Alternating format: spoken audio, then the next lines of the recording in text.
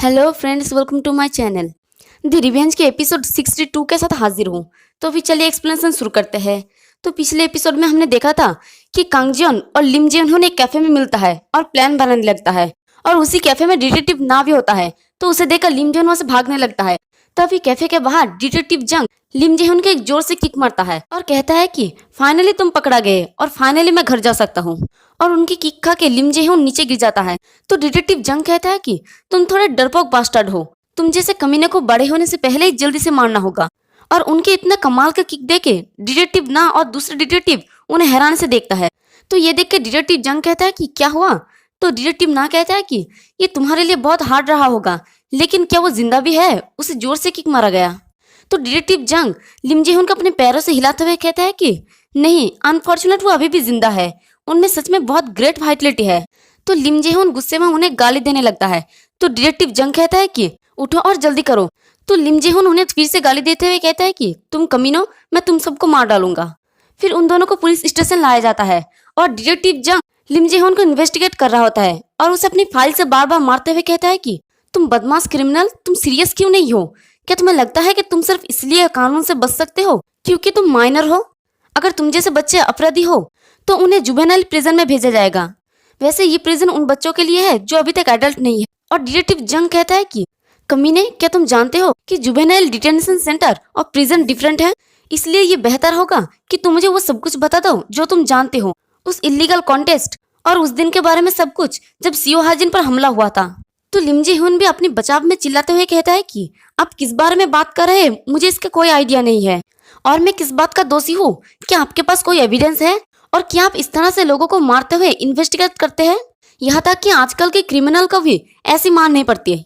तो उसकी बातों को सुनकर डिटेक्टिव जंग और भी ज्यादा गुस्सा हो जाता है और उसे मारने के लिए अपने हाथ को उठाता है और कहता है कि मुझसे इस तरह से इनफॉर्मली बात मत करो, तुम सिर्फ एक बच्चे हो लिटिल बास्टर्ड, और अपनी आवाज को थोड़ा कम करो। तो लिम जिहोन आहिस्ता से कहता है कि आपने पहले मुझसे इनफॉर्मली बात की। तो उसका ये बात डिटेक्टिव जंग सुन लेता है और गुस्से में कहता है कि मैं तुम्हें सच में पीट डालूंगा कमीने। फिर वो अपने गुस्से को थोड़ा शांत करके कहता है कि तुम पूछ रहे हो कि तुम किस बात का दोषी हो? फर्स्ट, तुम सियो हाजन के घर के पास पीछा करते हो और क्राइम प्लान करते हुए पकड़ा गए, और सेकंड, तुम लिम सेजुन पे हमला करते हुए पकड़ा गए और डिटेक्टिव ना से भाग गए, और सबसे इम्पोर्टेंट, तुम्हारा साथी का हिम्मत भी कैसे हुए एक पुलिस ऑफिसर को हिट करने की और तुम्हें भगाने की। तो ये सुनते ही लिम जिहोन जल्दी से घबरा के कहता है कि आप किस बारे में बात कर रहे हैं साथी? मैं भी घबरा गया था और तभी एक स्ट्रेंज साइकोपैथ ने मुझे एक से मारने की ट्राई की और अपनी नाक को दिखाते हुए कहता है कि मेरे नाक पर स्कार्स देखो, ये स्कार तभी हुआ। तो डिटेक्टिव जंग वही फोटो दिखाता है जिसमें कांगजियोन और वही कार होता है जिसमें लिम जिहोन भागा था। तो डिटेक्टिव जंग कहता है कि अपना मुंह बंद करो और इसे देखो। तो लिम जिहोन कहता है कि यह क्या है? तो डिटेक्टिव जंग कहता है कि क्या तुम यहाँ पर कांगजियोन को देख रही हो? और ये वही कार है जिसका यूज करके तुम वहां से भागे थे, बट तुम और कांगजियोन फिर से मिले एक प्लान बनाने के लिए, है ना? क्या ये कोइंसिडेंस है? तो लिम जिहोन घबरा के कहता है कि क्या ऐसा नहीं है, ये सब प्लान है, उस साइकोपैथ ने सब मैनिपुलेट किया है, जाओ जाके उस कमीने को पकड़ो। तो डिटेक्टिव जंग कहते हैं कि अब जबकि तुम एक क्रिमिनल हो तो तुम विक्टिम होने का प्रिटेंड कर रहे हो, चाहे तुम कुछ भी कर लो लेकिन तुम बच नहीं सकते, इसलिए मुझे सब कुछ बताओ जो तुम जानते हो, और तुम उस पर्सन को जानते हो, है ना? और वो अपनी आंखों को खींचकर छोटा करके दिखाते हुए कहता है कि जिसका आंखें सांप जैसे है और वो चश्मा पहनता है और उसका एनोइंग फेस है और वो इलीगल कंपटीशन चलाता है ना? तो ये देखे लिम जिहोन अपने मन में सोचता है कि अगर उनका फेस एनोइंग है तो ये डायरेक्टर किम है, लेकिन ये उसे कैसे जानता है? तो डिटेक्टिव जंग उसके चेहरे को देखकर समझ जाता है कि लिम जिहोन ने समझ गया कि वो किसके बारे में बात कर रहा है। तो वो उसके करीब जाके हंसते हुए कहता है कि हे, तुम्हारा चेहरा सब कुछ बता रहा है, तुम पकड़े गए, अब तो तुम मरोगे। तो लिम जिहोन जल्दी से कहता है कि नहीं नहीं, मैं नहीं जानता।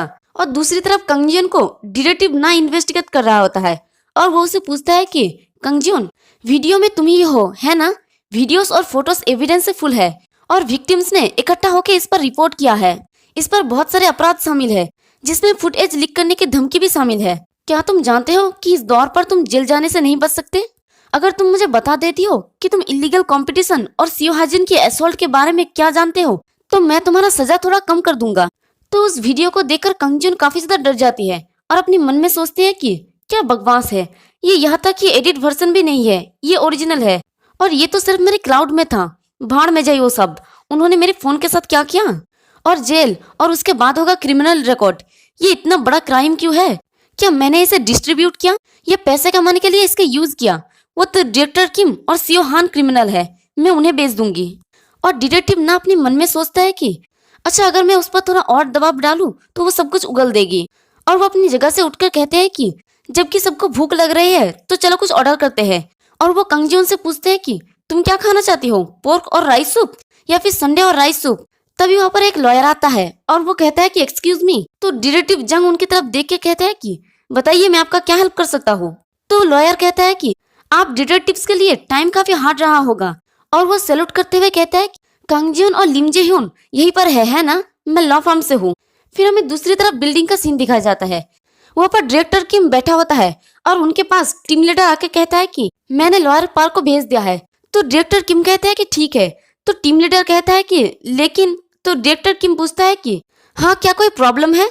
तो टीम लीडर कहता है कि हम नहीं जानते कि अगर हमने उन्हें बाहर निकाला तो वो हमारी पीठ में छुरा घोंपेंगे या नहीं। तो डायरेक्टर किम कहता है कि कौन? तो टीम लीडर कहता है कि मुझे माफ करना सर, पर मैं समझा नहीं।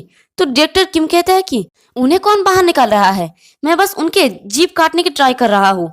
और क्या डिस्पोजेबल प्रोडक्ट्स का रीयूज करने के कोई रीजन है? ऐसा नहीं है कि वो कोई स्पेशल है। जिस पर हमें फोकस करने की जरूरत है वो है दूसरा पक्ष।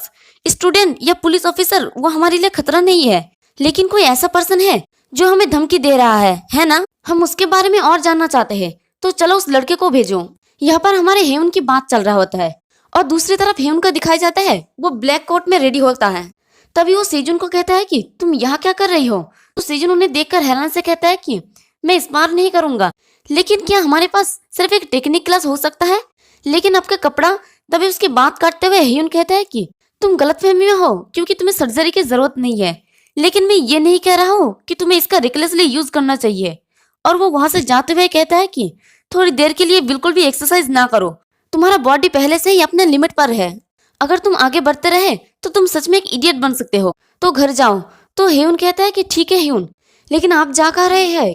क्या आप कोई इंपॉर्टेंट काम करने जा रहे हैं? और वो अपने मन में सोचता है कि वो खुश नहीं दिख रहा है। तो हेवन वहां से जाते हुए कहता है कि अपने घर जाओ। और वो एक कब्रिस्तान में आता है और एक कब्र के ऊपर सोजी गिरा रहा होता है और कहता है कि क्या ये अच्छा है? कोरिया में एक कांट बार है, अगर तुम बोन कार्टिलेज के साथ सोजू पीते हो तो मैं सच में तुम्हें मार डालूंगा। और वो वही एक जगह पर बैठ जाता है और उदासी से कहता है कि ये शर्म की बात है कि तुम इसका टेस्ट नहीं कर सकते। नेक्स्ट टाइम जब आऊंगा तो इसे तुम्हारे लिए लाऊंगा। आई एम सॉरी, मुझे ये सिर्फ याद रहा। और वो भी ड्रिंक करने लगता है। फिर वो कहता है कि हेली की तरह मत घुरो, मैं यहाँ कार से नहीं आया हूँ, ये है उनकी भतीजी की कब्र होती है। तो वो उससे बात करते हुए कहता है कि तुम्हारा अंकल कैसा है? ये सच में लंबा है ना? अब तुम मेरे बालों को चोटी में बांध सकती हो। और वहाँ सब कुछ कैसा है? वहाँ सब कुछ एक साथ अच्छा होना चाहिए। क्या वहाँ पर ठंड नहीं है? क्या वहाँ पर मौसम हमेशा अच्छा रहता है? अभी यहाँ थोड़ा ठंड है। और वहीं पर वो अपनी आंखों को बंद कर लेता है। तभी उसे किसी का आवाज आता है तो वो अपनी आंखों को खोलता है तो देखते हैं कि कुछ गुंडे होते हैं और उन लोगों के साथ लियोंगन भी होता है। डायरेक्टर किम इन सभी को भेजा होता है। तो उनमें से एक गुंडा कहता है कि इस कमीने के साथ क्या मसला है? ये तो इंग्लिश में बात कर रहा है। और वो हेयुन को कहता है कि हे, क्या तुम एक फॉरेनर हो? पहले तुम जल्दी से उठ जाओ। तो हेयुन कहते हैं कि मैं नहीं कर सकता। और हमें दूसरी तरफ डायरेक्टर किम का सीन दिखाया जाता है। टीम लीडर उनसे पूछता है कि क्या ये वही आदमी है?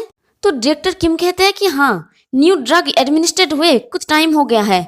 क्या हमें इसका परफॉर्मेंस का टेस्ट नहीं करना चाहिए कि कितना वो एक मॉन्स्टर क्रिएट कर सकता है? और हमें लियोंगन का सीन दिखाया जाता है।